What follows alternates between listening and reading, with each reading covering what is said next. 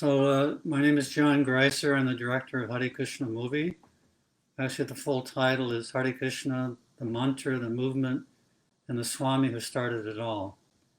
Thinking back about that title, I would have preferred just Hare Krishna, and then that kind of a little description on the side. Anyway, it is what it is. I have very few regrets about the way we made the film, and the reception has been incredible.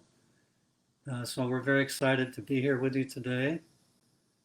First, I'd like to tell you a little bit about how I met Prabhupada, how it all started. I was a freelance photographer in 1970. I was going to get a master's degree in photography at Rochester Institute of Technology, upstate New York. And it came time to do a thesis. Actually, I'd done one article on the movement, and that was printed in Earth Magazine and Asia Magazine, two articles on the movement, and went back to school in September, had to do a master's thesis, decided, let me go to India to meet Prabhupada. And my professors thought that was a pretty good idea, pretty exotic. So they said, great. And December 1970, I flew into Mumbai, and I went to a little town called Surat. Actually, it wasn't so little town. It was fairly large city. Prabhupada was there with the first group of devotees, Western devotees, that he brought back to India. That created a huge sensation, because here we have India ruled by the British, and before that the Muslims, and their culture was pretty much suppressed for so long. So to see Westerners taking up their culture, their spiritual tradition, was beyond exciting. So I met Prabhupada that night. I asked him if I could stay with him and film, and he kindly allowed me to do that. Took lots of pictures, and stayed in India for 2.5 years. My girlfriend Jean joined me. I forgot about just wanted to help Prabhupada with his mission in India. So we stayed 2.5 years, then got called back for an assignment to do a film on the movement. That was called the Hare Krishna People. When we released that film in 74, I asked Prabhupada if I could do a film in his life. And he said, what is the need? That was Prabhupada's humility. He never put himself forward as always Hare Krishna or his spiritual teacher. So he said, what is the need? And I said, people in the future will want to know who started the Hare Krishna movement. And certainly they do. So he agreed. That initial film in his life was released in '83. That wasn't very widely seen. That's called Your Ever Well Wisher. That's on YouTube if you'd like to take a look. Your Ever Well Wisher. That's how Prabhupada signed his letters. So anyway, that film was released. But anyway, in 2013, we thought, let's make a film for the public, try to get it in the public eye, because Prabhupada's movement had increased so much around the world. If you've watched the film, there's 800 centers and all kinds of smaller groups around the world. Especially in Russia, it took off like wildfire. So we started that in 2013. Took us 4 years to make it. It was a very, very difficult film to make. Huge amount of material to go through. My dear wife, went through 1,800 hours of audio to try to find those few sentences of Prabhupada speaking about himself. He rarely spoke about himself, but we wanted Prabhupada as far as possible to tell his own story. So I think that's one of the features of the film, that Prabhupada speaks quite a bit throughout. So yeah, it was a difficult film to make, but we thought we were done in 2000. After 3 years, went to LA to do post-production. Realized we weren't ready, went back to the editing room, another 4 months, and then finally released in June of 2017 at the Illuminate Film Festival. We won Best Picture at Illuminate. And I remember a dear friend who helped us work on the film, Academy Award, he and his wife, Academy Award nominees. They he told me, he said, fasten your seatbelt and hang on for the ride. And it's been a roller coaster. My wife and I traveled to I don't know how many countries with the film, doing Q&A like we're doing now, and the reception has been wonderful. It's playing free on YouTube. We've had it up for 2.5 months now, and I think there's almost 500,000 views and wonderful comments. So let me see if you have any questions. This is from Alex. Did you shoot most of the archival footage? I shot a good deal of it.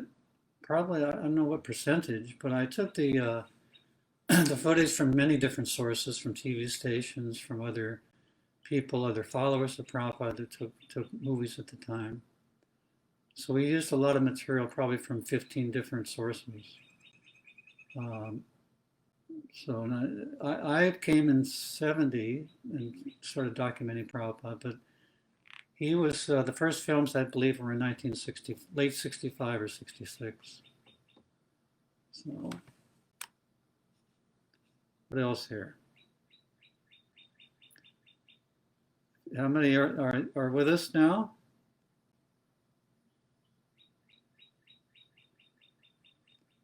Can't see, anyway. We had our technical people with us making the film. I grew up in the old school, cutting and pasting film together. Yeah, I'll just tell you about some of the difficult parts of the film process. There was that 1,800 hours of audio, plus we had probably 200 hours of interviews with Prabhupada's, followers, professors, friends, Allen Ginsberg, George Harrison,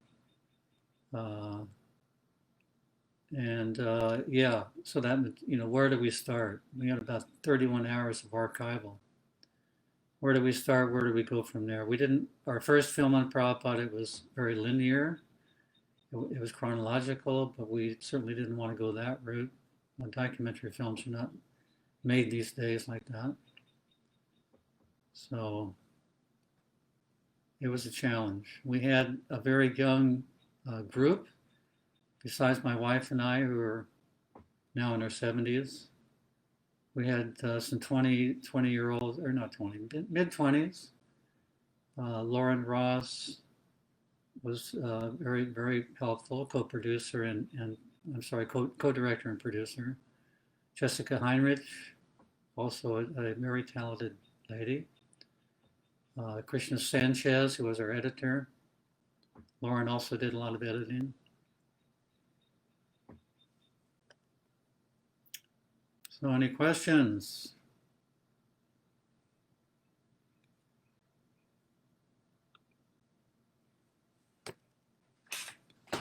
Let me talk a little bit about Prabhupada if there's nothing else coming in.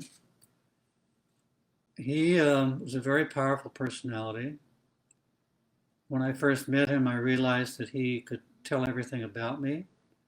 He knew it was in my heart, in my mind. So it became, it was an adventure being around him.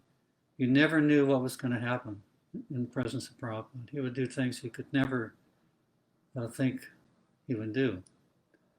And it was very difficult to keep up with him. He was full of energy. I remember going on morning walks on Juhu Beach in Mumbai, Bombay. It was exhausting. We were in our 20s. We could hardly keep up with him. Here's another question from Alex. Did you learn anything new about Prabhupada while making the film? Well, I've been through looking at the films for decades.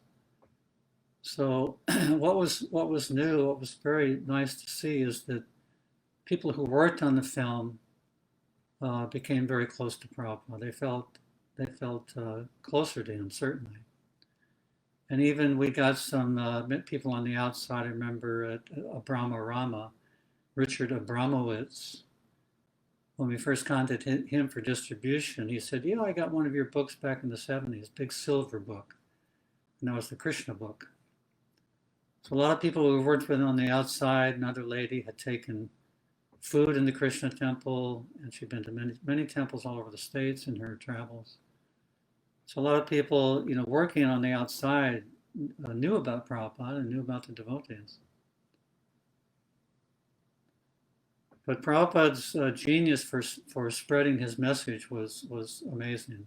And the first thing was when he first came to America, he had people chanting and dancing on the streets, the big cities of America, which spread the word really quickly because it was really strange sight to see.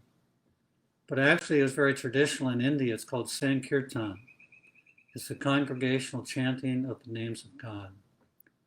And this goes on all over India, actually, especially in a town called Vrindavan, where Krishna grew up. It's a very holy place. And also in Bengal, many kirtan parties. And kirtan has actually become very, very famous today. There's many kirtan groups. I have many good friends who are traveling and just doing kirtan. So Prabhupada was a pioneer in his introducing so many concepts, reincarnation, karma, yoga, vegetarian lifestyle. He was a pioneer in introducing all these features of the Indian culture. Anything else, Alex?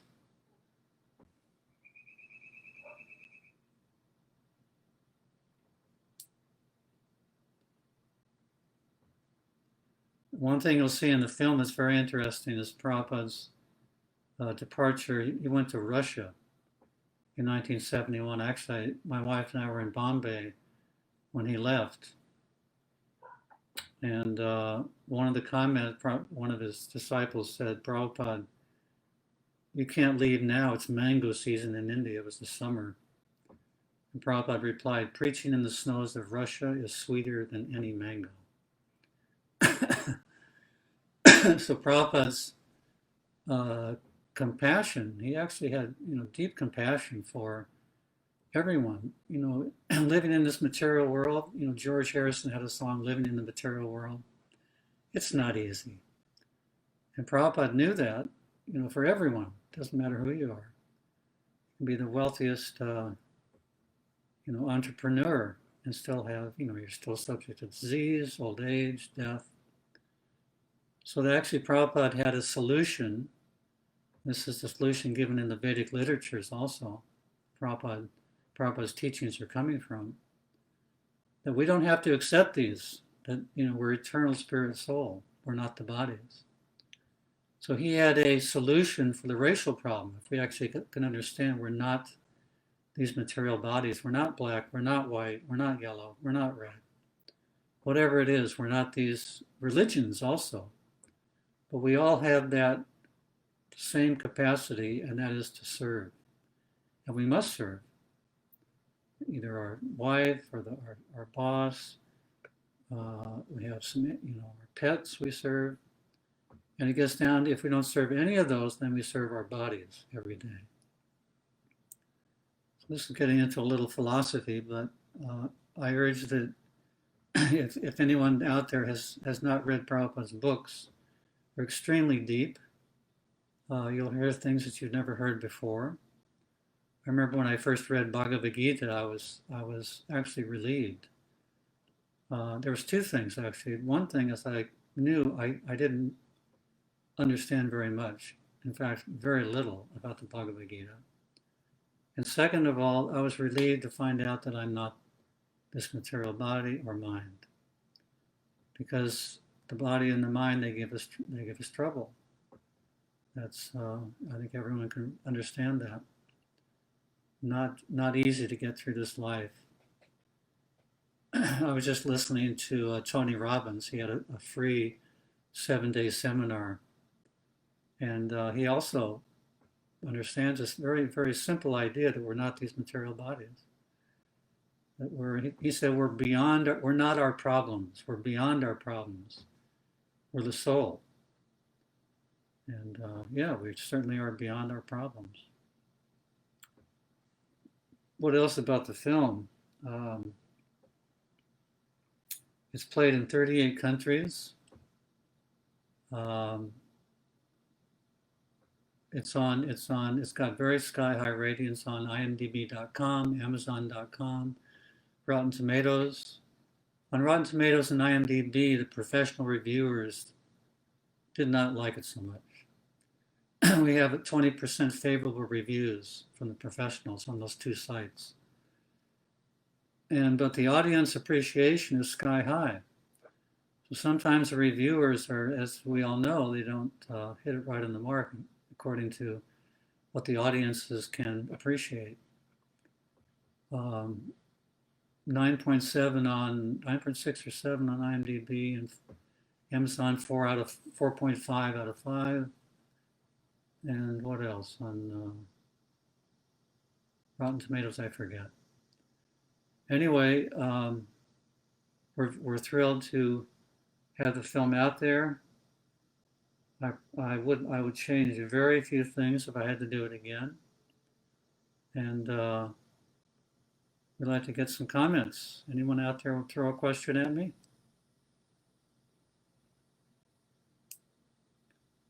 Alex, you're on.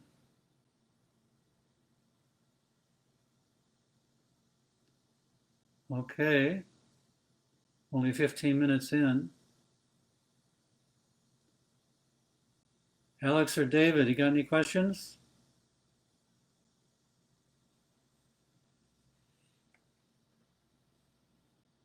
What else would you like to hear?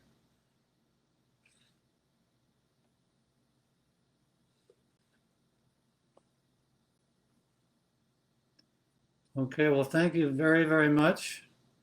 It's a short time here, but I'm happy I got to speak about the film, a little bit about Prabhupada. So everyone take care, be well, stay safe. Thank you very much.